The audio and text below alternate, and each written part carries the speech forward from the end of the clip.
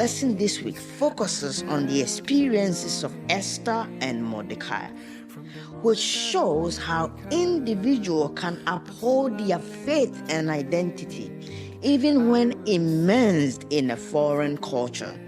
Their story highlights the universal reach of God's salvation and the role his followers play in sharing his light to all nations.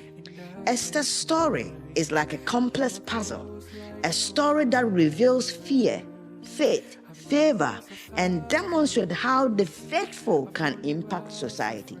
Esther's story is a testament to the potential within every believer to be a witness for truth regardless of the environment. Now let's look at the book of Daniel. It highlights the tension between maintaining one's faith and adapting to a foreign culture that does not share the same value or your religious principle. The experiences of Daniel and his three friends illustrate three key points about living a life of faith in challenging circumstances. Point number one, maintaining identity and integrity. Daniel and his three friends are taken from Judah to Babylon, where they are integrated into the Babylonian culture and expected to be assimilated. Despite the pressure to conform, they maintain their dietary practices and worship of the true God, showing integrity and commitment to their identity as God's people. Point number two is resisting unlawful decrees. Shadrach, Meshach, and Abednego refused to bow to Nebuchadnezzar's golden statue, despite the decree that all must worship it or face death. Their resistance is a powerful testament to their faithfulness to God above all else. Last but not the least, God's law over human law. Daniel continued to pray to God even when the law is passed that makes it illegal to pray to anyone except the king. Daniel's decision shows that divine command takes precedent over human law, even at the risk of one's own life. There will always be a cultural pressure that challenges one's faith. These can be a law against a certain religious practices or social expectation that run contrary to one's belief. Living faithful in non-supportive environment can serve as a powerful witness to others, as seen in the impact Daniel and his friend had on the Babylonian rulers. God's providence and care for his faithful ones are evident, but faithfulness does not guarantee temporal deliverance. The commitment to do the right thing remains paramount, regardless of the outcome. May we be faithful. Monday's lesson. The story of Esther provides a unique view into the life of the Jewish people who remain in Persia's empire even after they were given the opportunity to return to their homeland. This story showcases the complexity of maintaining one's culture and religious identity within a dominant culture that may not be hospitable or even tolerant towards minorities. In Esther chapter 2, we see Esther's ascension to the position of queen. They indicate that Mordecai and Esther were all integrated into Persian society. Mordecai, sitting at the king's gate, suggests a role of some influence or responsibility within the administration of the empire. Esther's selection to be part of the king's process of selecting a new queen shows that the Jewish exiles, while maintaining their distinct identity, were also part of the broader socio-political landscape of Persia. Mordecai tells Esther to keep the fact that she is Jewish a secret. She does this because she thinks it's a wise decision. He is worried that if people know she is Jewish, she might face unfair treatment or even harm. The story of Esther is a symbol of what many people go through when they are a minority group in a place that doesn't follow their own culture or religion. It touches on the theme of identity and assimilation and how to carefully handle the social rules that people living away from the original homeland often throughout history face. The story shows that God's providence can operate within any culture or political context. Esther's rise to the position of queen, although facilitated by her assimilation in the Persian society, set the stage for the salvation of the Jewish people. This shows that God can use individuals in position of influence, even when they are not openly professing their faith, to bring about his purpose.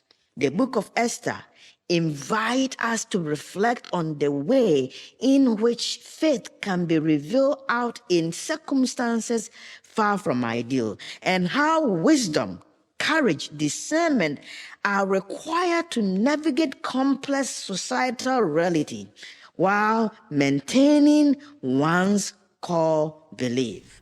Tuesday's lesson. Mordecai's example stands as a testament to the steadfast faith in the face of adversity. Living in a foreign culture often demands the compromise of one's identity and belief.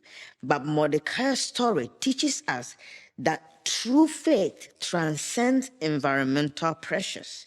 Mordecai's refusal to bow to Haman is not just an act of personal defiance, but a profound declaration of his allegiance to God over human authority. His decision shows the tension between civic obedience and spiritual fidelity, a dilemma that many believers may still encounter today. Mordecai's response to the king's command reveals that our spiritual identity should be deeply rooted and visible, even when it might attract controversy or endanger our societal standing.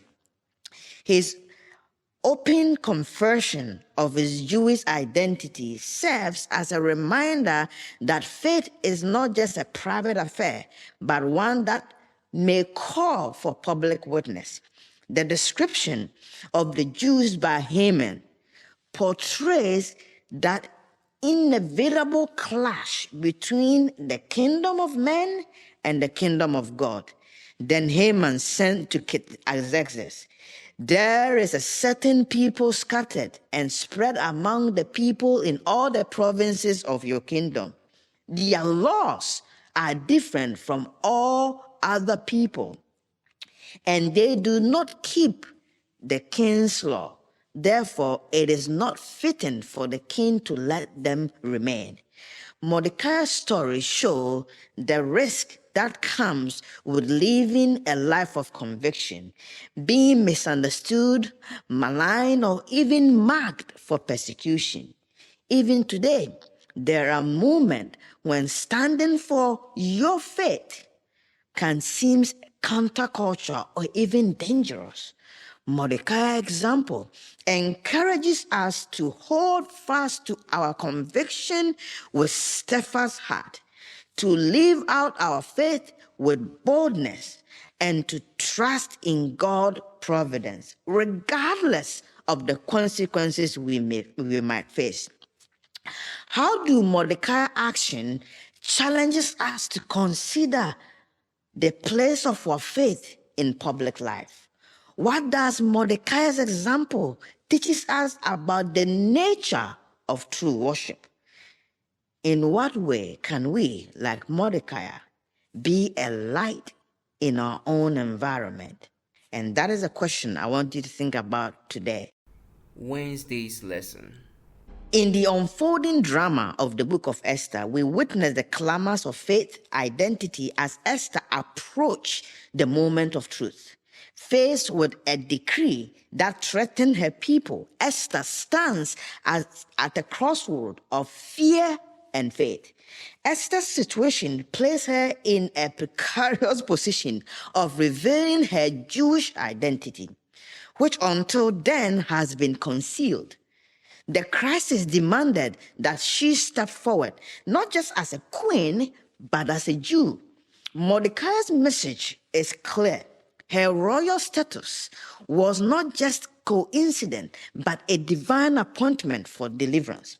For if you remain completely silent at this time, relief and deliverance will arise for the Jews from another place, but you and your father's house will perish. Yet who knows whether you have come to the kingdom for such a time as this? Approaching the king without invitation was to gamble with her life. Esther's contemplation and subsequent brave decision mark a turning point in the story, a decision to risk everything for the sake of her people. Mordecai's words, for such a time as this, led to this deep revelation for Esther. They imply that her becoming a queen was part of a bigger plan. A special time meant for her to have a crucial role. This view changes Esther's view of her role and position in the kingdom. Esther's entrance into the royal palace uninvited is greeted with a welcoming sign from the king. He extended his golden scepter. This is a moment where human effort and divine guidance come together.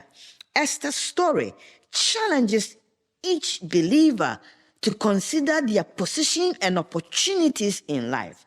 For you are placed where you are for such a time as this. Esther's story encourages us to act courageously, rooted in faith and embracing our identity and trusting in God's providence to use our life for the greater purpose. Thursday. The book of Esther, notable for not explicitly mentioning God, effectively show his hidden but clear presence. It's a story that powerfully conveys the invisible influence of God's guidance in the fabric of human history. God is closer than you think. The Jews of Esther's time and many who read her story today find in it a compelling reminder that the absence of God's name does not equate to the absence of God's hand. As Christians, we are called to discern the working of God even when we cannot see with our eyes. Esther's courage, combined with Mordecai's wisdom and the unity of the Jewish people, leads to a remarkable turn of event. From the brink of destruction to the right of self-defense. This turn of event is seen as nothing short of a miracle, a testament to the invisible but powerful hand of God orchestrating the salvation of his people. The Jewish deliverance was so complete that it even influenced the patient perception of them. And in every province and city where the king's command and decree came, the Jews had joy and gladness and feast and a holiday. Then many of the people of the land became Jews because fear of the Jews fell upon them. The fear of the Jews fell upon their adversaries. And this fear, coupled with the recognition of the Jewish God, led to a mass conversion. The Purim is a Jewish holiday celebrated to remember this deliverance. It is more than just a celebration. It is a sacred memorial to God's salvation. his ability to write victory in the story where defeat seems inevitable. It is a call to remember and give thanks, not just for the historical event, but for the ongoing story of the redemption in the lives of believers. The challenge posed to us is to witness. Just as the Jews of Esther's time recognized God's deliverance and shared it, leading to the conversion of many, we are encouraged to share our personal experience of God's working in our life. These testimony can be powerful too in drawing believers to recognize and embrace the reality of a God who is loving. Friday lesson. Esther's story, which has been told for many years, continues to resonate with a profound relevance for every individual who hears this message. This story is not just about the deliverance of the Jewish people. It's also about the power of individuals, particularly women, who stepped into their God-given role in a critical moment of history. The question posed to Esther so long ago reverberates through the ages, asking each one of us to consider our position and purpose.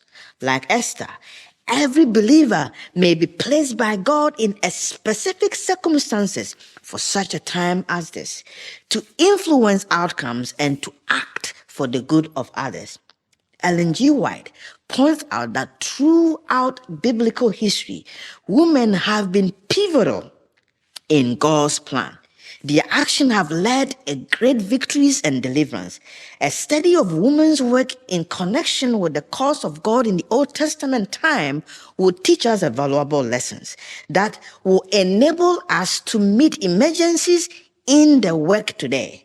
We may not be brought into such a critical or prominent place as were the people of God in the time of Esther, but often converted women can act an important part in a more humble position. This may have been doing and are still ready to do. Esther's story is a powerful testament to the potential impact of faith, courage, highlighting the role of prayer, fasting, and action. Esther's story is a light that shines across time, calling us to be courageous and take an action in the face of diversity. It's a reminder that God's economy, no position is too small to act in your faith is too significant. The influence of all life fully committed to God's purpose can have a ripple effect throughout history, just as Esther did, and we can do it today. Through prayer and faith and decisive action, every believer is empowered to face the cause of God in such a time as this. May we, like Esther, answer to this call